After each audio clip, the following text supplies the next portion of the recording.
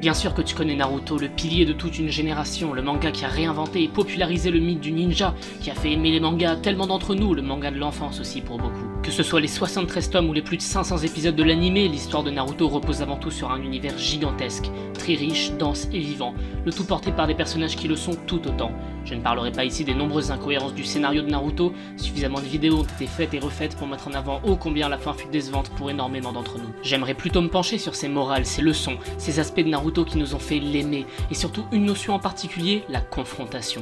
C'est une thématique qui est présente du début à la fin, déclinée sous de multiples formes très variées et différentes les unes des autres.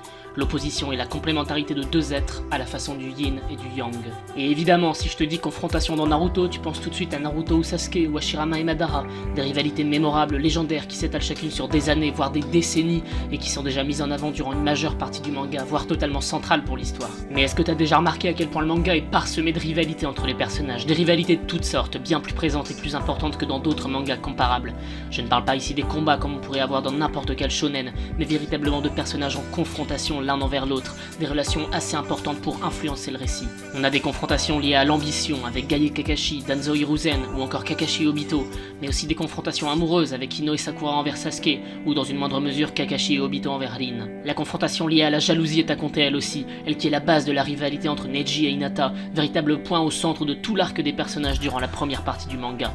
Il y a aussi la confrontation entre Deidara et Sasori par rapport à leur vision de l'art qui peut être pris en exemple. Toujours cette confrontation, encore et encore. Dans Naruto, elle prend toutes les formes qu'il est possible d'imaginer. Alors ouais, c'est bien beau ces histoires, mais ça change quoi? Pourquoi faire attention à ça? Des thèmes récurrents, on en compte dans tous les mangas, dans toutes les histoires même. Mais ici dans Naruto, ça va plus loin qu'un simple thème récurrent. Chaque grande évolution des personnages se fait au travers de la confrontation. Si Naruto passe à Shippuden, c'est à cause de Sasuke. Si Obito rejoint Madara, c'est à cause du meurtre de Rin par Kakashi. Si Sasuke est devenu ce qu'il est, c'est par son désir de rivaliser avec Itachi pour se venger. Les personnages évoluent de cette manière, beaucoup plus que par le dépassement de soi, beaucoup plus que par l'amitié, même si celle-ci est très liée à la rivalité. On compte d'ailleurs bien plus d'histoires de confrontation que d'histoires d'amour dans le manga. La confrontation leur procure courage et volonté d'agir, aide à définir un objectif clair. On est très loin d'une morale gentil contre méchant où la confrontation ne serait qu'une étape pour venir à bout du mal. Ici, la confrontation n'est pas condamnée. Le principe d'opposition dans le manga est très bien géré. Elle s'effectue dans la complémentarité, une situation où les personnages assument et renforcent leurs différences. Ces mêmes différences qui les placent en conflit. Une dualité saine qui pousse l'un l'autre à se surpasser. Dans Naruto, la confrontation est le moteur des personnages, et on peut résumer ça par une phrase très simple, la confrontation est positive.